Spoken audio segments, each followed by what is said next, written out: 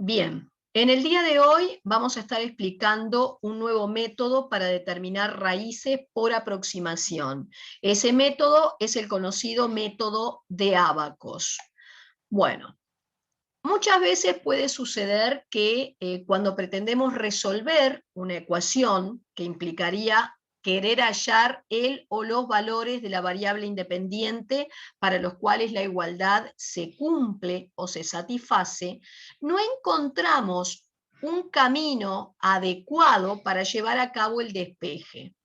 Vamos a recordar que si nosotros queremos resolver una ecuación polinómica, por ejemplo, si esta es de primer grado, podemos hallar el valor de la variable independiente x por un simple despeje. Si la ecuación es de segundo grado, podemos hallar las dos raíces implicadas mediante hasta incluso la aplicación de un método como era el Bhaskara. Si era de grado superior, 3 o más, podíamos hacer uso del teorema de las raíces evidentes o el teorema de la raíz racional para ayudarnos a detectar raíces e ir bajando el grado hasta conseguir expresiones de segundo grado que pudieran terminar resolviéndose por un Bhaskara. Ahora, no son muchas veces esas ecuaciones, por más que sean polinómicas, resulta que no admiten ninguna raíz que pueda ser detectada por estos caminos y hasta tenemos que intentar hallar en ella raíces por un método de aproximación como es el Abacos. Ni que hablar que si la ecuación que yo quiero resolver en realidad viene dada como una mezcla de funciones de distinta especie, vamos a tener que recurrir a este método de determinar raíces por aproximación porque el despeje de la incógnita se torna sumamente engorroso. Bueno, pasemos a un primer ejemplo en particular para ver de qué estamos hablando. Supongamos que yo quiero resolver esta ecuación. Fíjense que esta ecuación es una ecuación porque tiene un signo de igual, involucra en el primer miembro una expresión que en realidad es una mezcla de funciones de distinto tipo. Tenemos por aquí en juego una expresión exponencial que se estuvo trabajando el año pasado, en segundo, y luego también tenemos en esta última parte una expresión de naturaleza polinómica. Ni que hablar que para resolver esta ecuación, es decir, tratar de hallar el o los valores de x que la satisfacen, no podemos recurrir a ninguno de los caminos tradicionales para despejar la incógnita. Voy a hacer uso aquí justamente porque hay una mezcla de expresiones de distinto tipo del método de Abacos para sacar las raíces por aproximación. Bueno, ¿y en qué consiste el método de Abacos? El método de Abacos se utiliza cuando ustedes tienen la resta de dos funciones igualada a cero, o bien, si yo hago la transposición del g de x para el segundo miembro, una igualdad de dos funciones. Así que ya sea escrita de esta manera o de esta, la ecuación, voy a utilizar el método de Abacos para resolverla. ¿Y en qué consiste el método de Abacos? Una vez que vos identificás a quién tenés en el lugar de la F y a quién tenés en el lugar de la G, ambas expresiones van a tener que ser dibujadas sobre un mismo par de ejes coordenados. Y si la ecuación de partida tiene solución, la o las soluciones van a venir dadas por las abscisas de los puntos de corte entre ambos gráficos. Bien, vayamos entonces a ver qué sucede en este ejercicio en particular. Ustedes tenían que resolver esta ecuación.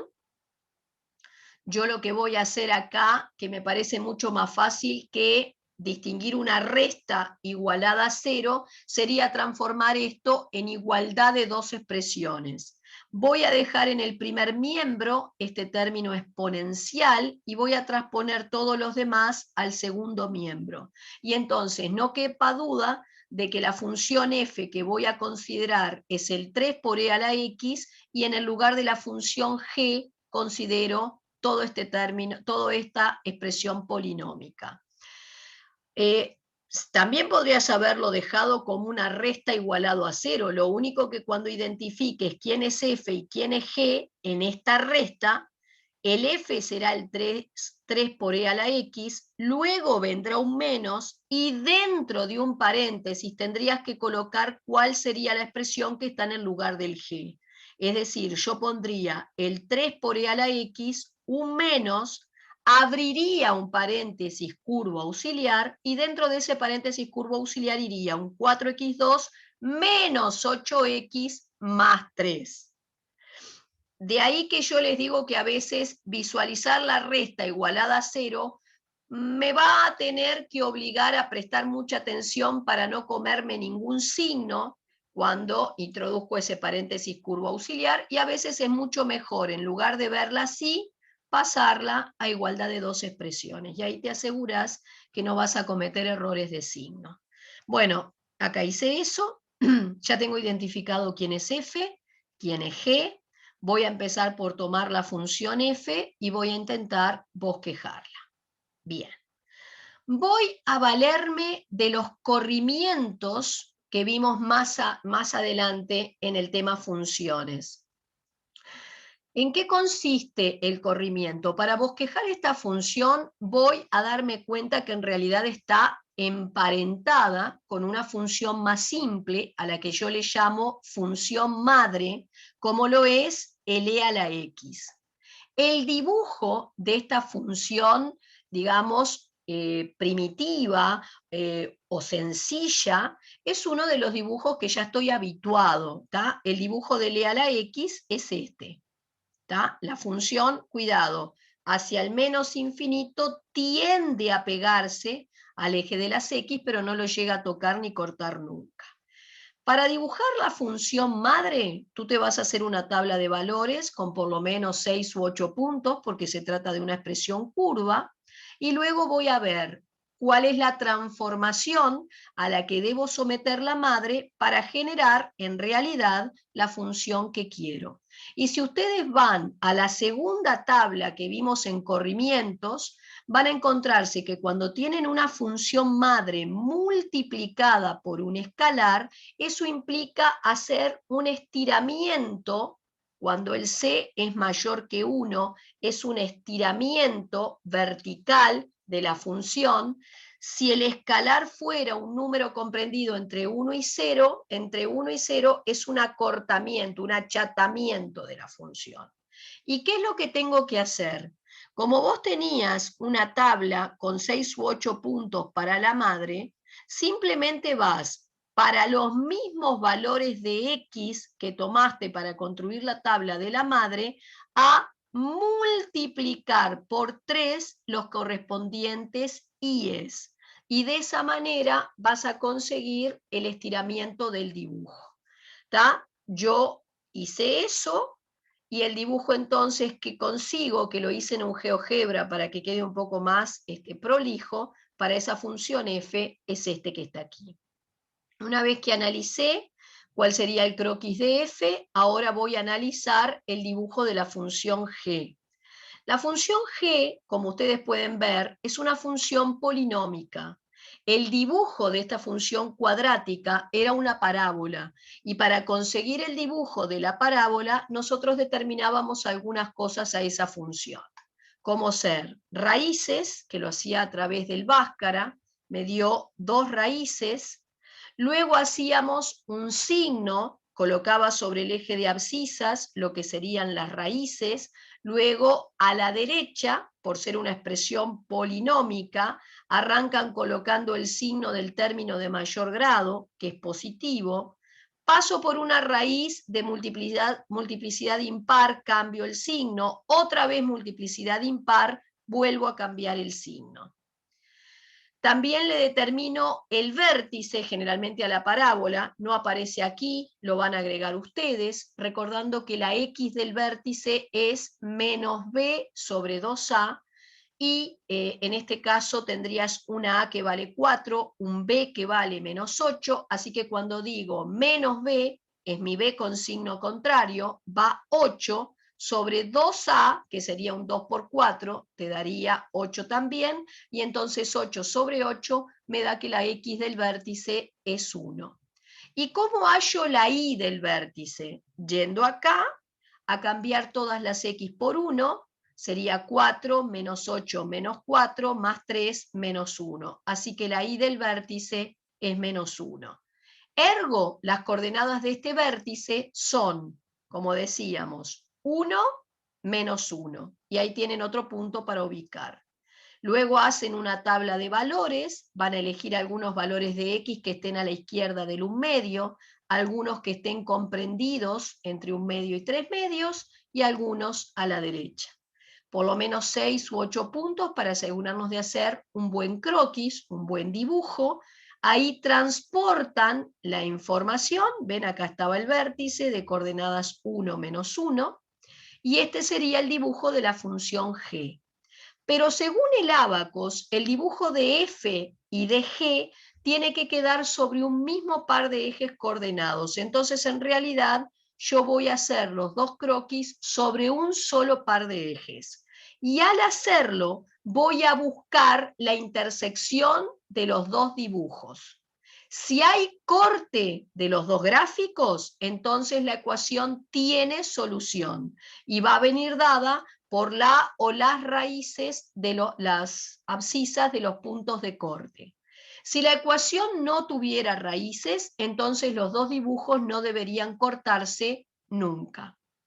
Bueno, acá hay un punto donde evidentemente se cortan los dos gráficos. Aparentemente es un punto que tiene x0 y 3.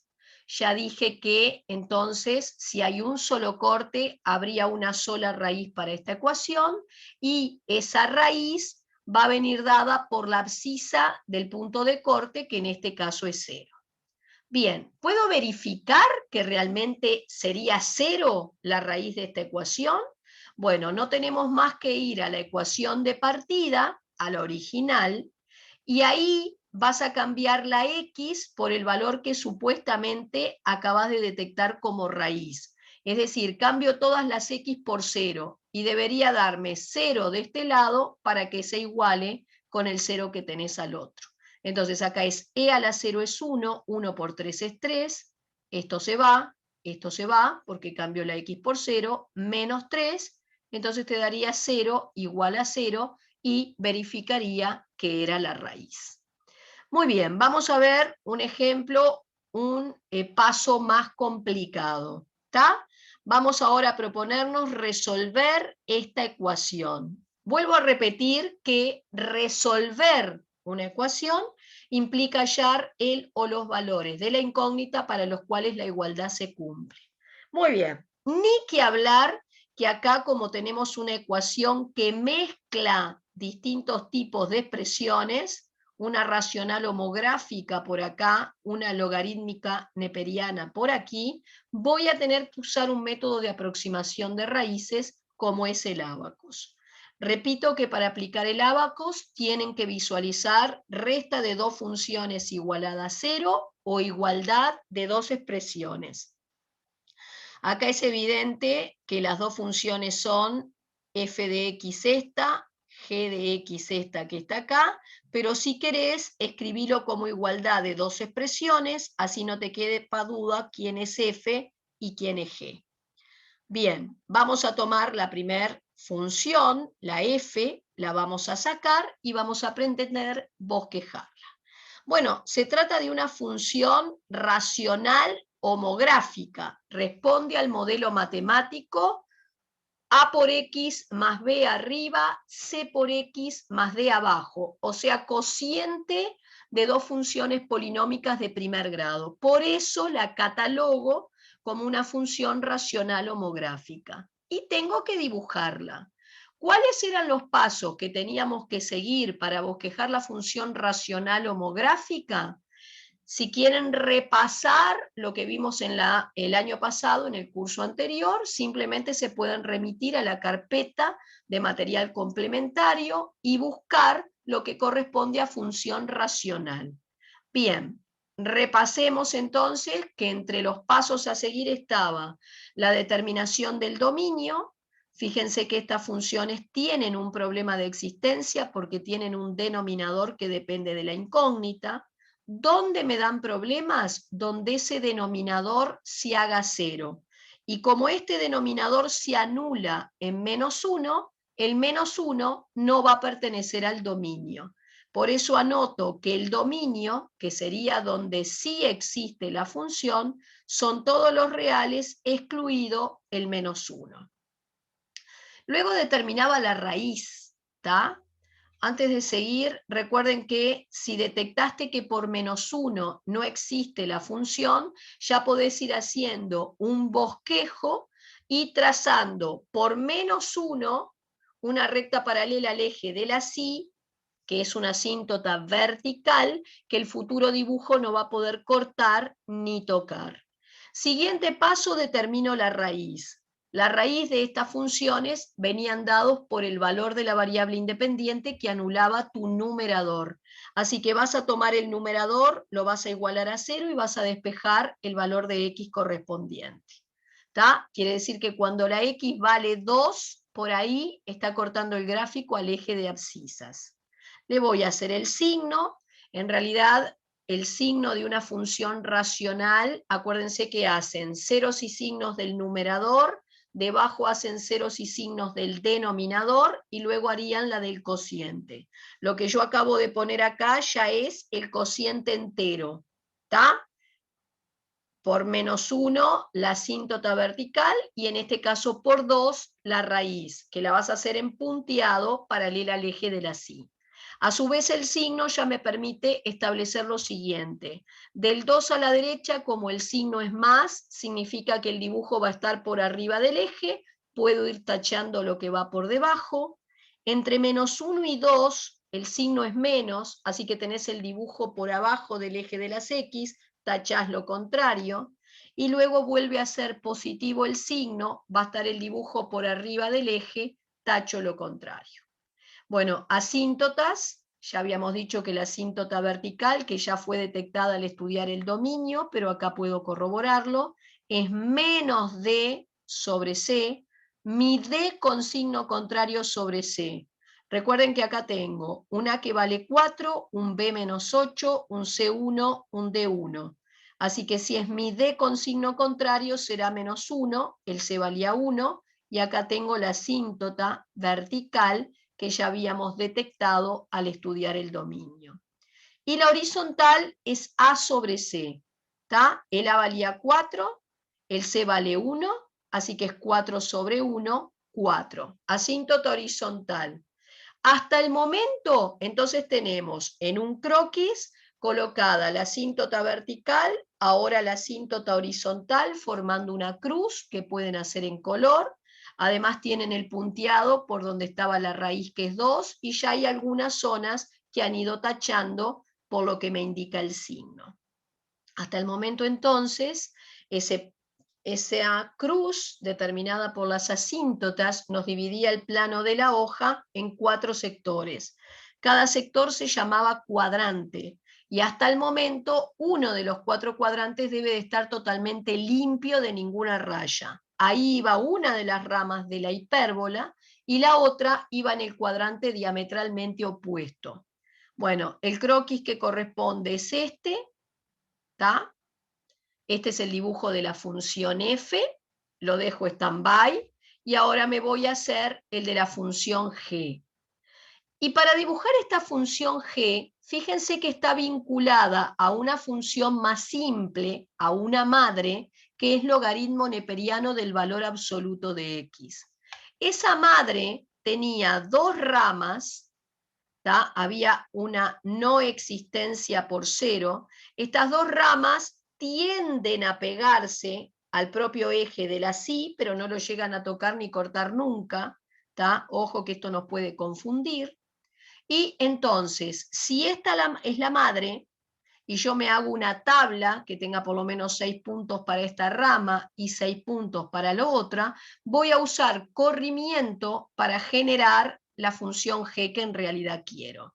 Y si tú observas en la primer tabla de corrimientos de que dispones, dice que para dibujar f de x menos c, voy a tener que desplazar el dibujo de la madre horizontalmente a la derecha tantas unidades como indica el c, que en este caso sería un 1. Entonces, al desplazar esto, cada uno de los puntos horizontalmente una unidad a la derecha, se genera en realidad esto para el dibujo de G.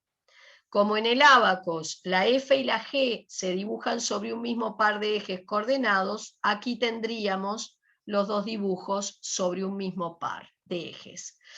Una pequeña aclaración.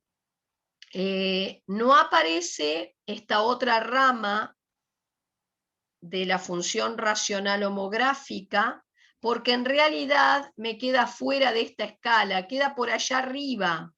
¿tá? No hay corte de esa otra rama de hipérbola con el dibujo rojito.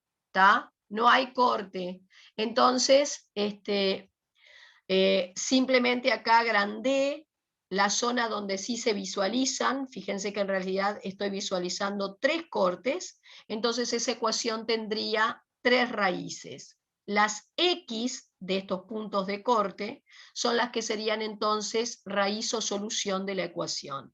Acá hay un punto de corte bastante evidente, aparentemente le corresponde x2. Verifico que realmente el 2 sea una de las raíces que busco. ¿Cómo? Yendo a la ecuación de partida, cambiando todas las x por 2, haciendo cuentas, me queda 0 de este lado y entonces se va a igualar con lo que tengo del otro. Así que efectivamente el 2 verifica la ecuación, es raíz. Pero ¿cómo detecto, por ejemplo, la x de este punto al que le voy a llamar S? ¿Cómo detecto la x de este punto? Según el dibujo sé que está entre 1 y 1,5. Pero ¿cuánto vale realmente? Bueno, entonces vamos a hacer una especie de tanteo. Les aconsejo dibujar sobre un eje horizontal el 1. Ya saben, habíamos dicho que la raíz que busco está entre el 1 y el 1,5. Dibujen el eje de las X, marquen el 1 y el 1,5. ¿Está? De seguro, si vos cambiás la X por 1 en la ecuación de partida, creo que la tengo acá, ahí va. Si yo cambio la X por 1, te queda 4 menos 8 menos 4 sobre 2, o sea, menos 2, menos logaritmo de, bueno, cuando la X vale 1, en realidad esto no existe porque te queda logaritmo de 0, ¿tá? Pero entonces sería, esto nos daba entonces menos 4, sería prácticamente un valor negativo, en las proximidades del 1, en 1 en realidad no existe. Y luego, en las proximidades del 1,5, que era el intervalo donde considerábamos entre los valores que estaba mi raíz, si vos cambiás la x por el 1,5, 4 por 1,5 serían 6 menos 8 menos 2 sobre 2,5, menos logaritmo de 0,5 con el menos delante, que bueno, hacen cuentas y te da una cuenta positiva. Si ustedes detectan un intervalo en uno de cuyos extremos el resultado del cuenterío da positivo y en el otro negativo o viceversa, bárbaro, porque significa que tu raíz está contenida entre esos dos valores. Has logrado acotar el lugar donde está la raíz que buscas. Entonces, fíjense, a ver, yo probé cuánto me daba si cambiaba la x por 1,1 en la ecuación de partida, y el cuenterío me dio 0,59. ¿Tá? O sea, para que el 1,1 hubiera sido realmente una raíz de la ecuación, al sustituirlo en la expresión debería haberme dado 0, porque así te quedaba 0 igual 0. No me dio 0, así que esto no es raíz. Pero como yo estoy sacando las raíces por aproximación, en realidad un 0 redondo posiblemente nunca me dé. ¿Hasta cuánto voy a admitir, digamos, excederme o salir del entorno del 0? Bueno, generalmente se admite que podríamos llegar a tener un error del más menos 0,01 en la determinación. Entonces, si el resultado de la cuenta difiere de 0 en menos del error que te vas a permitir tener, que es más menos 0.01, entonces vas a admitir ese valor como raíz. Acá el apartamiento de 0 supera el 0.01, supera el error permitido. Entonces esto todavía no es raíz. Pero como es un resultado positivo, digo que he tenido un apartamiento por exceso. Me pasé. Pruebo con el 1.4, lo reemplazo en la ecuación de partida y el cuenterío me da este valor. Supero el error permitido, es un valor negativo, o sea que digo que tengo un apartamiento por defecto, y es de mucho menor monto que el apartamiento que tenía con este otro valor. Como conseguí con un valor un apartamiento por exceso y con este otro un apartamiento por defecto, bárbaro, porque entonces estoy seguro que la raíz la tengo que ir a buscar entre estos dos números y bastante más cerca del 1.4 porque con él el apartamiento en módulo fue menor. Por eso probé con el 1.35, hice todas las cuentas, el cuenterío me dio esto, o sea, otro apartamiento por defecto de menor monto, así que ahora sabés que tu raíz está entre el 1.1, con el que había tenido un apartamiento por exceso, y el 1.35, con el que tuve un apartamiento por defecto. Busco la raíz entre 1.1 y 1.35, pero más tirando al 1.35. Tanteé con el 1.30, hice el cuenterío, me dio un apartamiento por defecto de menor valor que el que tenía con el ítem anterior, así que ahora me quedo con este apartamiento por defecto, que es el menor que todos, y sigo con este apartamiento por exceso. Busco la raíz entre 1,1 y 1,30, pero mucho más cerca del 1,30, por eso tanteé aquí, lo cambié en la ecuación de partida, el cuenterío me dio esto, y ahora sí, el resultado de ese cuenterío difiere de 0 en menos del error permitido, que era del orden de más menos 0.01. Como esto te dio más chico que el error, vas a admitir al 1.28 como la raíz por aproximación. Por aproximación, porque si hubiera sido la raíz exacta, esto tenía que darme un 0. Bien. Me falta determinar por aproximación el valor de este otro punto, la X de este otro punto, que según el dibujo está entre 0,5 y 1, pero más cerca del 1. Bueno, yo empecé en el 0,80, lo sustituí en la ecuación de partida, obtuve un apartamiento por defecto que se pasa del error permitido.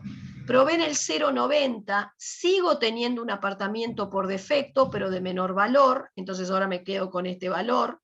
Probé en el 0,91, apartamiento por exceso y bárbaro, porque cuando tenés un apartamiento por defecto y uno por exceso, sabés que la raíz que buscás está comprendida entre estos dos valores y bastante más cerca del 0,90 porque el apartamiento módulo fue menor.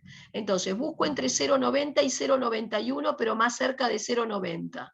Probé con este, me dio un apartamiento por exceso, pero todavía superando el error, así que ahora te quedás con este, donde el apartamiento por exceso es de menor cuantía que acá, o sea, te quedas con el 0,98 y con este donde había un apartamiento por defecto. Tu raíz está entre 0,90 y 0,98.